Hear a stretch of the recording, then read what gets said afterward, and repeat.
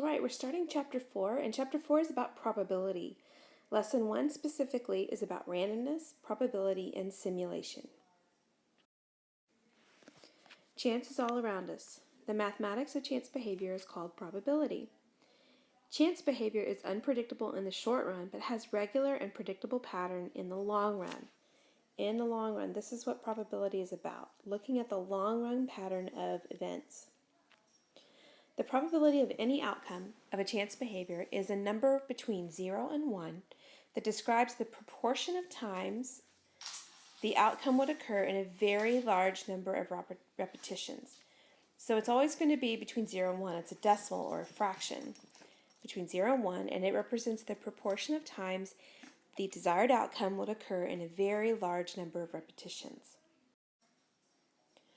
Outcomes that never occur have a probability of 0. An outcome that happens on every repetition has a probability of 1. It's a 100% chance it's going to happen. An outcome that happens half the time in a very long series of trials, has a probability of 0.5. The fact that the proportion of heads in many tosses of a coin eventually closes in on 0.5 is guaranteed by the law of large numbers. The law of large numbers says that if we observe more and more repetitions of any chance process, the proportion of times that a specific outcome occurs approaches its true probability. We know this with flipping a coin. If you flip a coin 10 times, you're not always going to get 5 heads and 5 tails. But if you flipped a coin 1,000 times, it would be closer to half and half than it was if you just did it 10 times. That's the law of large numbers. Whatever the probability really is, it will become very evident if you do it many, many times. Here's an example homework problem. Suppose a married man and woman both carry a gene for cystic fibrosis, but they don't have the disease themselves. According to the law of genetics, the probability that any child will develop cystic fibrosis is 0.25. So explain what this probability means. All right, here's the answer. If you take a very large random sample of children whose parents carry both the gene for cystic fibrosis but don't have the disease themselves, about 25% of the children will develop cystic fibrosis. So notice the components of this, okay? The default phrase is if you take a very large random sample of, and then you put in the context of the actual problem. In this case, it was children whose parents carry the gene for cystic fibrosis but don't have the disease themselves. Then you put in specific probability. About 25% of the children will develop the cystic fibrosis. Hopefully you can see how the sentence breaks up. Where there's context, green is like the default. If you take a very large random sample of, you got to have that phrase or it's not really interpreting probability. B, if the couple has 4 children, is one of them guaranteed to get cystic fibrosis? Key phrase here, guaranteed. No, probability describes what happens in many, many repetitions, way more than 4, because there's 4 children, that's where I get the 4. Many, many repetitions, 4 is not many, of the process. We would expect to get one child who develops cystic fibrosis in a random sample of 4, but this result is not guaranteed. Number 2. A very good professional baseball player gets a hit about 35% of the time over an entire season.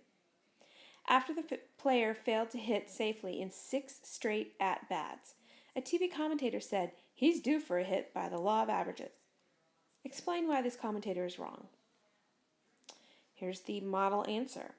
The commentator's claim is based on the erroneous law of averages. Even after a player failed to hit safely in 6 straight at-bats, he will continue to have the same 35% chance of getting a hit on the next at-bat. Okay?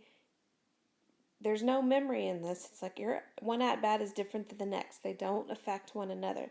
The probability is the same every single time. Right? Number 3, a basketball announcer suggests that a certain player is streaky. That is, the announcer believes that if the player makes a shot, the player is more likely to make the next shot. As evidence, the announcer points to a recent game where the player took 30 shots and had a streak of 10 shots made in a row. All right? Is this convincing evidence of a streaky shooting by the player? Assume that this player makes 50% of the shots and that the results of a shot don't depend on previous, which they don't. So here's the scenario. So part A says describe how you would carry out a simulation. It's a big part of probability is simulating the events. Carry out a simulation to estimate the probability that a 50% shooter who takes 30 shots in a game would have a streak of 10 or more made shots. Do not perform the simulation. We're just talking about how would you set this up. So here's how I would do it. Let one be making the shot and a number 2 be missing the shot. Okay? And then I would use random integer and it would choose between 1 and 2. And notice this 30 right here. That's how many times I want it to choose between 1 and 2. 30 times. Okay? You can do that in the calculator. Now, I only have 1 and 2 because it's a 50-50 shot, right? You want to set it up to have the same probability.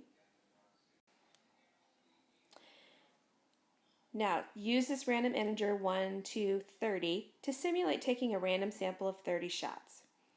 Record the longest streak of shots made in this sample of 30 shots. So once you hit enter on this guy, it's going to give you a list of 30 numbers, 1s or 2s, and then you count how many 1s you got, because that's making a shot. So that we would record the longest streak. And theoretically, we would do this simulation 100 times, but we're not doing it. But that's the idea, is you would write down the longest streak every time you hit enter. So then on part B, a dot plot displays the results of 50 simulated games. So they did this 50 times, in which the player took 30 shots. What conclusion can you draw about whether this player was streaky? All right? So, streaky meaning he makes a streak of 10 or more shots, okay? So they did this simulation we described, and they put a dot for however many shots they got in a row for each simulation they did, every trial they ran. So like each dot here, like on these 3s, they ran this thing 50 times. This many times they got 3 shots in a row and then it stopped. This many times they got 5 shots in a row and then it stopped. And so this is representing 50 times running that trial. So we're looking at how many times did they hit 10 or more. So well, here's 10 way over here by itself. Okay? And that's 1 time out of 50 simulations. That's a pretty big deal. Okay? So the way you would write your sentence, assuming the player makes 50% of the shots and that the results of a shot don't depend on previous shots, okay? We know that. The estimated probability that the player would have a streak of 10 or more made shots is 1 out of 50. Now, stop and think. We got the 1 out of 50 from this dot plot right here. It only happened 1 time out of 50 simulations. So as a decimal, that's 0.02. This is convincing evidence that the player is streaky. Remember we talked about statistically significant? Convincing evidence is the same idea. If it's less than 5%, it's convincing. All right? To be convincing, just be less than 0.05 or 5%. Okay? Hopefully this gives you some good examples to use as you work your homework problems.